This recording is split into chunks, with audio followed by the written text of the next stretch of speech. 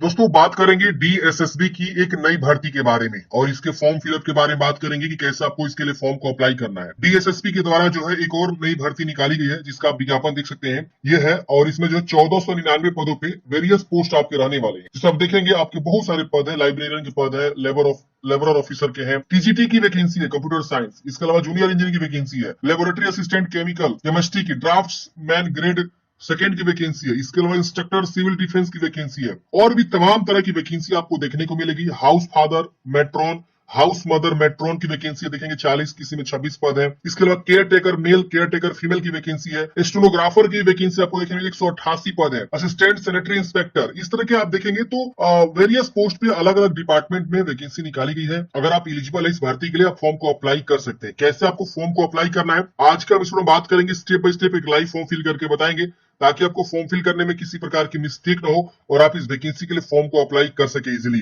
देखिए ये इसका ऑनलाइन का पोर्टल है जहां से आप फॉर्म को भरेंगे। यहाँ देखेंगे आपको करंट वैकेंसी जो भी यहाँ पे दिख रही है वो आपको यहाँ पे शो होगा, दिख रहा है। इतने सारी करंट वैकेंसी जो इसमें चल रही है आप यहाँ पे देख सकते हैं। इसका जो एडवर्टाइजमेंट है पोस्ट कोड 09 से लेकर आप देखेंगे 010, 011, 12, 13 ऐसे करके आपको जो है ना यहाँ पे 77 जो है इस प्रकार की वैकेंसी आपको देखने को मिलेगी। सॉरी यहाँ पे दिया 76 तरह की वैकेंसी, 76-77 तरह की।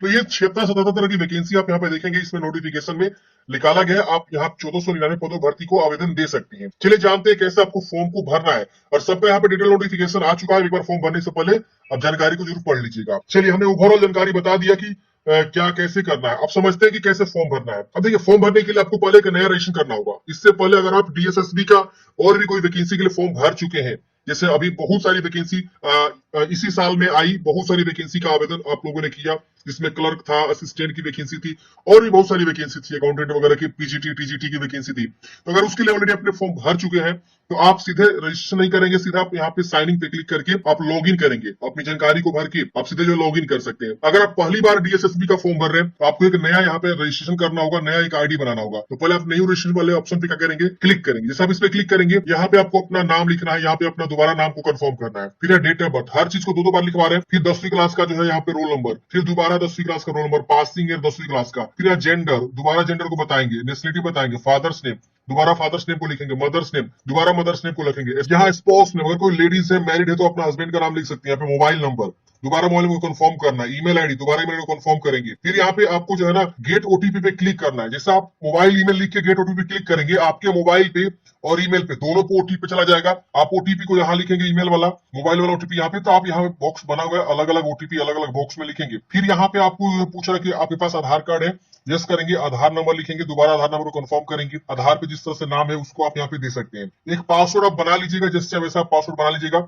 ये पासवर्ड हमेशा यूज होगा जब भी आप लॉगिन करेंगे तो, ठीक है ना। तो ये पासवर्ड आपको बनाना है यहाँ पे और कम से कम 8 कैरेक्टर का होना चाहिए। ए से जेड और 0 से 9 ऐसे अपर केस लोअर केस वगैरह यूज करते हैं, पासवर्ड को कंफर्म करेंगे। अगर आपके पास आधार कार्ड नहीं है तो आप इसे नो करेंगे। यहाँ पे आपको अलग आईडी प्रूफ एक देना होगा, कोई एक आईडी प्रूफ इसमें से चुनाव करेंगे, उसकी आईडी संख्या लिखेंगे, उस पर क्या नाम है वो लिखेंगे और उसका प्रूफ यहाँ पे अटैच कर देंगे आईडी प्रूफ को। आपके पास आधार कार्ड है तो मैं कहूंगा आधार कार्ड ही आप यहाँ पे दे सकते हैं, कोई दिक्कत नहीं होने वाला है। फिर यहाँ पे आपको जो अंडरटेकिंग करना है इसको डिक्लेयर करना है, प्रीव्यू पे क्लिक करके देखना, अगर सब चीज सही है तो कोई दिक्कत नहीं है, अगर गलती है तो सबमिट मत करिएगा, एडिट करिएगा पहले। अगर कुछ भी गलती नहीं तो आप यहाँ फॉर्म को सबमिट कर देंगे। फॉर्म सबमिट करते हैं फ्रेंड्स आपका इस प्रकार से रजिस्ट्रेशन सक्सेसफुल लिख देगा, आपको यहाँ पे रजिस्टर नंबर वगैरह मिल जाता है और आपको बोला जाता है प्रोसीड करिए। अब क्या करेंगे, आप यहाँ पे जो प्रोसीड वाले ऑप्शन पे क्लिक करेंगे। प्रोसीड करते हैं फ्रेंड्स आपका लॉगिन पेज ओपन होगा। यहाँ पे अपना date of birth, roll number, 10वीं क्लास का, फिर पासिंग ईयर, जो आपने पासवर्ड बना था वो पासवर्ड कैप्चा कोड भर के आपको यहाँ पे लॉगिन वाले ऑप्शन पे क्लिक करेंगे तो आपका डैशबोर्ड यहाँ पे ओपन हो जाएगा। लॉगिन करते हैं फ्रेंड्स इस प्रकार से आप देखेंगे आपका रजिस्ट्रेशन का जानकारी शो होता है। अगर आप इसमें कुछ भी मॉडिफाई करना चाहते हो तो मॉडिफाई कर लीजिएगा। नई गलती है तो आप यहाँ पे क्या करेंगे, अप्लाई फॉर न्यू एप्लीकेशन का ऑप्शन मिलेगा, आप इस पे क्लिक करेंगे। अब यहाँ देखेंगे जितनी वैकेंसी चल रही है सारा वैकेंसी यहाँ पे आपको जो है शो करेगा। सबसे खास बात यह फ्रेंड्स की इस भर्ती का फॉर्म भरने के लिए आपको मात्र 100 रुपए एप्लीकेशन फी देने होते हैं। मतलब क्या कि जनरल को, ओबीसी को, ईडब्ल्यूएस को 100 रुपए, बाकी सबको जो है यहाँ पे एप्लीकेशन फी माफ होता है, SC ST को, फीमेल को, इन सबको जो एप्लीकेशन फी माफ होता है। अब देखेंगे आप जिस भी पद के लिए आवेदन देना चाहते हैं उसके सामने आपको अप्लाई का बटन मिलेगा, उसके सामने आप अप्लाई वाले बटन पे क्लिक करके क्या करेंगे, फॉर्म को अप्लाई करेंगे। तो ये सारे पद यहाँ पे आपको शो करेंगे। अब एक बार मैं आपको रिकमेंड करूंगा कि फॉर्म भरने से पहले आप एक बार जो है फुल नोटिफिकेशन को जरूर रीड करेंगे। इससे क्या होगा, आपको बहुत सारी इन्फॉर्मेशन पता चलेगी कि किस पद के लिए क्या क्वालिफिकेशन है। इसमें 74 तरह की वैकेंसी है। अब सबके बारे में अगर बताने हम लगू तो बहुत ज्यादा समय निकल जाएगा, आधे घंटे हो जाएंगे इस वीडियो का पूरा टाइमिंग। तो आपसे मैं रिक्वेस्ट करूंगा कि आप एक बार नोटिफिकेशन को पढ़ें और एक बार जाने की इस भर्ती के लिए, फॉर्म भरने के लिए क्या क्वालिफिकेशन है, कैसे आपको जो है इसमें जॉब मिलेगा। जैसे मान लीजिए आप देखना चाहते हैं, यहाँ पे देखिए इस पद के लिए यहाँ पे पोस्ट कोड दिया हुआ है, यहाँ पे डेंटल मैकेनिक की पद है। इसमें देखेंगे आपको बताया गया मैट्रिक पास होने चाहिए और आपके पास यहाँ पे एसेंशियल क्वालिफिकेशन में क्या बोला गया। तो आप एक बार ऐसे जो है आप नोटिफिकेशन को जरूर पढ़ें और एक बार देखें कि किस पद के लिए क्या यहाँ पे जो है क्वालिफिकेशन बोला गया है। उसके बाद ही आप यहाँ से पोस्ट की सिलेक्शन करें। आप चाहे मल्टीपल के लिए आवेदन देना चाहे तो मल्टीपल के लिए आवेदन दे सकते हैं। जैसे मान लीजिए हम जो यहाँ पे 3 पद के लिए एलिजिबल है। जैसे हम यहाँ पे मान लीजिए केयर टेकर के लिए आवेदन देना चाहते हैं तो हम यहाँ पे केयर टेकर पे अप्लाई पे क्लिक करके पहले इसका फॉर्म कंप्लीट कर लेंगे। फिर हम मान लीजिए एलिजिबल है हाउस फादर के लिए तो हम हाउस फादर के लिए आवेदन दे सकते हैं। अगर हम मान लीजिए यहाँ पे एलिजिबल है वेल्डर के लिए तो वेल्डर के लिए भी अप्लाई कर सकते हैं। तो हम मल्टीपल पोस्ट के लिए फॉर्म भर सकते हैं, कोई दिक्कत नहीं होने वाला है। कैंटीन अटेंडेंट के लिए भी एलिजिबल है, उसके लिए अप्लाई कर सकते हैं। स्टोर कीपर के लिए एलिजिबल है, हम उसके लिए अप्लाई कर सकते हैं। तो पहले एक फॉर्म को कंप्लीट करिए, उसके बाद आप दूसरे के लिए अप्लाई करिए। आपका एक बार आईडी यहाँ पे बन गया ना, आप लॉगिन करिए और सीधे अप्लाई करिए जिस भी पद के लिए अप्लाई करना चाहते हैं। चलिए हम यहाँ पे जो है ना एक पद के लिए अप्लाई करके दिखाते हैं, स्टेनोग्राफी के लिए। हम यहाँ पे जो स्टेनोग्राफी के लिए फॉर्म भरेंगे उसके सामने जो है हमारा जो है अप्लाई का ऑप्शन, यहाँ देखिए इस तरह से ऑप्शन मिल जाएगा। हम इसके सामने अप्लाई वाले बटन पे क्या करेंगे, क्लिक करेंगे। आप जिस भी पद के लिए फॉर्म भरना चाहते हैं उस पद के सामने आपको अप्लाई वाले बटन पे जो है क्या करना है, क्लिक कर देना है। अब यहाँ पे देखेंगे इस प्रकार से आपका जो है पोस्ट का नाम शो करेगा कि आप कौन से पोस्ट के लिए अप्लाई करना स्टार्ट कर दिए हैं। यहाँ पे अब आपको जो अपना परमानेंट एड्रेस और प्रेजेंट एड्रेस दोनों यहाँ पे आपको लिखना है पिन कोड के साथ। तो प्रॉपर एड्रेस, अच्छे से सही जानकारी यहाँ पे आप जो है लिखेंगे, जो भी आपका प्रॉपर एड्रेस है। उसके बाद से यहाँ पे आपको आएगा कैटेगरी चूज करने के लिए, आप किस कैटेगरी से बिलोंग करते हैं, जनरल है, ओबीसी है, SC ST, किस कैटेगरी से आप आते हैं। यहाँ पे आप अपना जो है कैटेगरी का चुनाव करेंगे। मान लीजिए आप यहाँ पे जो है जनरल से आते हैं तो जनरल चूज करिएगा। तो यहाँ पे आपको बताना होगा अगर इस प्रकार के कोई भी सब कैटेगरी से आते हैं तो आप यहाँ से चुनाव करेंगे वरना इसे छोड़ेंगे। अगर मान लीजिए आप ओबीसी से आएंगे तो ओबीसी चूज करेंगे। तो यहाँ पे आपको इस प्रकार से पूछेगा कि आप दिल्ली के निवासी है, ओबीसी से बिलोंग करते हैं तो दिल्ली चूज करेंगे। अगर आप जो है दिल्ली के निवासी नहीं है, किसी दूसरे राज्य से बिलोंग करते हैं और आप ओबीसी से आते हैं तो इसको आप चूज करेंगे। इस तरह से बोलेगा Delhi outside is not eligible category for reservation. मतलब क्या कि आप जो है कैटेगरी रिजर्वेशन के लिए एलिजिबल नहीं है। फॉर्म तो भर ही सकते हैं लेकिन आपको कैटेगरी में जो रिजर्वेशन मिलता है ओबीसी वाला वो आपको नहीं मिलेगा। क्यों नहीं मिलेगा? क्योंकि आप आउटसाइड दिल्ली है। तो इस तरह से आपको चुनाव कर लेना है। अब यहाँ पे आउटसाइड दिल्ली है फिर भी आपको यहाँ पे अपना जाति सर्टिफिकेट, यहाँ पे ओबीसी जो होता है वो आपको देना होगा। इशूइंग डेट, आप किस राज्य से आपने बनाया अपना जाति, और उसके बाद से यहाँ पे आपको जो है सर्टिफिकेट इशूइंग अथॉरिटी, मतलब circle officer, revenue officer, district magistrate, किसके द्वारा आपने जो है वो जाति सर्टिफिकेट बनवाया हुआ है उसका नाम यहाँ लिख देंगे। तो इस तरह से आपको बताना है। अगर आप SC ST से आएंगे तो उसके अकॉर्डिंग यहाँ पे आपको जो जानकारी यहाँ पे आपको देना होगा, SC ST की जानकारी यहाँ पे आपको देना होगा। ईडब्ल्यू से आएंगे तो ईडब्ल्यू का यहाँ पे जानकारी आपको देना होगा।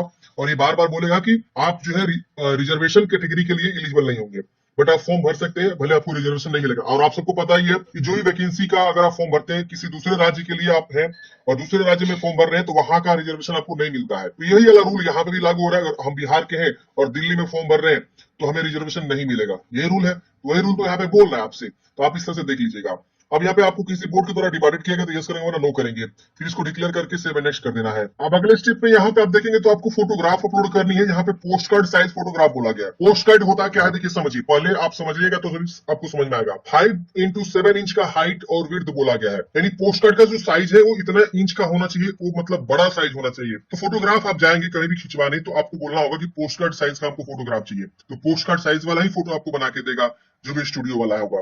तो आपको वो वाला फोटोग्राफ यहाँ पे चूज करके अपलोड करना है। यहाँ पे आपको देखेंगे बताएगा किस प्रकार से आपको क्रॉप करना। अगर आपको फोटोग्राफ का रिसाइज करने में दिक्कत हो रही है, केबी सेट करने में दिक्कत हो रही है, हाइट विड्थ सेट करने में दिक्कत हो रही है, तो आप यहाँ पे क्लिक करेंगे तो ये एक थर्ड पार्टी वेबसाइट पे लेके जाएगा जहां से फ्री में अपने जो फोटोग्राफ को रिसाइज कर सकते हैं। यहाँ पे आप अपना फोटो को चूज करेंगे, जो भी आप फोटोग्राफ यहाँ से ब्राउज करेंगे, जो भी आप फोटोग्राफ को रिसाइज करना चाहते हैं, डायमेंशन में लाना चाहते हैं, और उसको आप जब कर लेंगे तो यहाँ से आपको सेव एज कर लेना होगा, मतलब सेव करके उसे अपने कंप्यूटर में सेव करके फिर उसे आप यहाँ पे अपलोड करके यूज कर सकते हैं। यहाँ पे इंस्ट्रक्शन भी दिया हुआ है पिक्सल का, जेपीजी का। अब यहाँ पे आपको जो है अपना सिग्नेचर अपलोड करना है, जो भी आप सिग्नेचर करते हैं, फिर यहाँ पे आपको लेफ्ट थंब इंप्रेशन और राइट थंब इंप्रेशन यहाँ पे आपको अपलोड करना है। तो आपका यहाँ पे इंस्ट्रक्शन दिया हुआ है, साइज वगैरह के आप देख लीजिएगा।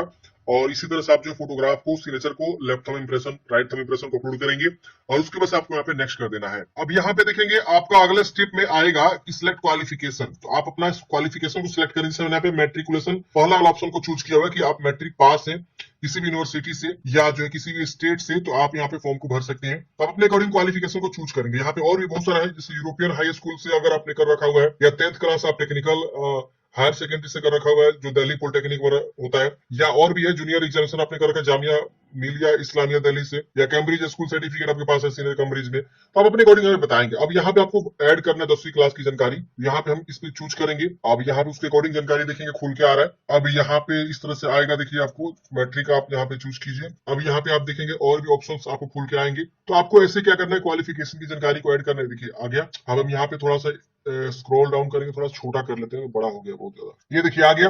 अब यहाँ पे आपको जो है अपना परसेंटेज बताना है, कितना परसेंट आपका मिला हुआ है 2 डेसिमल तक, किस राज्य से आपने ये मैट्रिक पास किया हुआ है उसको आप चुनाव करेंगे। फिर यूनिवर्सिटी आएगा या बोर्ड आएगा तो आप यहाँ से चूज करेंगे, नहीं आ रहा है तो अदर चूज करके उसका नाम लिख सकते हैं। उसको से थोड़ा सा इधर आएंगे तो यहाँ पे आपको जो है ना बताना है पासिंग ईयर, कौन सी ईयर में आपने पास किया हुआ है। फिर यहाँ पे आपको इंसर्ट कर देना है। इंसर्ट करते हैं देखेंगे आपका जो है ये आपका क्वालिफिकेशन यहाँ पे ऐड हो जाएगा। ये देखिए हो गया ऐड। अब इसके बाद और कोई क्वालिफिकेशन ऐड करना चाहते हैं, इस पे ऐड पे क्लिक करेंगे। ऐड पे क्लिक करते हैं फ्रेंड्स। अब आपको जो दूसरा कोई क्वालिफिकेशन आपको ऐड करना होगा, जिससे कि आप मैट्रिक को जानकारी को ऐड करेंगे, जिससे यहाँ पे देखेंगे इस प्रकार से आएगा। तो ऐसे भी आप ऐड कर सकते हैं। हालांकि ये वैकेंसी जो है सिर्फ जो है 10वीं पास पे है, तो हम इसे कैंसिल भी कर सकते हैं अगर हम चाहे तो हम इसे कैंसिल कर देते हैं। अब हम जब यहाँ पे क्वालिफिकेशन को ऐड कर लेंगे उसके बाद हम इसे क्या करेंगे, do you want to save, हम सेव कर देंगे। अब सेव होने के बाद से ये डाटा सेव हो जाएगा। ओके कर देंगे। ओके करने के बाद से अब हमको नेक्स्ट का ऑप्शन आएगा, हम नेक्स्ट पे क्लिक कर देंगे। अब नेक्स्ट पे क्लिक करते हैं। अब यहाँ पे आपको जो है इस तरह से पेज पर व्यू आ जाएगा। मतलब क्या कि आप जानकारी को वेरीफाई करें कि हाँ जो भी आपने जानकारी यहाँ पे दी सब चीज सही है। अगर इसमें कुछ भी गलती है तो आप यहाँ एडिट करेंगे। हर जानकारी को नहीं गलती है तो आप इसको डिक्लेयर करेंगे, इसको डिक्लेयर करेंगे और फाइनल सबमिट पे क्लिक करेंगे। आपका फॉर्म फाइनल सबमिट हो जाएगा। उसके बाद से आपको प्रिंट आउट निकाल के अपने पास हार्ड कॉपी सुरक्षित रख लेनी है। अगर आपको यहाँ पे फाइनल सबमिट करते हैं, अगले स्टेप में आपको पेमेंट लगता है तो आपको पेमेंट भी जमा करना होगा। तो ऐसे आप क्या करेंगे, अपना जो पेमेंट को जमा करेंगे, जो भी आपका एप्लीकेशन फी लग रहा है 100 रुपए, और उसके बाद आपका जो फाइनल कंप्लीट हो पाएगा। लेकिन इसके बाद आपको जो 5वां स्टेप सबमिट का ही ऑप्शन है, उसके बाद से पेमेंट है। पेमेंट नहीं लगेगा तो आपको सीधे प्रिंट आउट निकल जाएगा। पेमेंट लगेगा तो पेमेंट जमा करना होगा, उसके बाद ही आपका प्रिंट आउट फाइनल जो है निकल पाएगा। तो आशा करता हूँ फ्रेंड्स आपको जानकारी समझ में आया होगा कि डीएसएसबी में जो नई वैकेंसी निकाली गई है 1499 पदों पर, उसके लिए आपको कैसे फॉर्म को अप्लाई करना है। आपके मन में कोई भी डाउट्स है, कमेंट है, कमेंट बॉक्स में पूछिएगा। मिलते हैं किसी नेक्स्ट वीडियो में। जय हिंद, आपका दिन शुभ हो।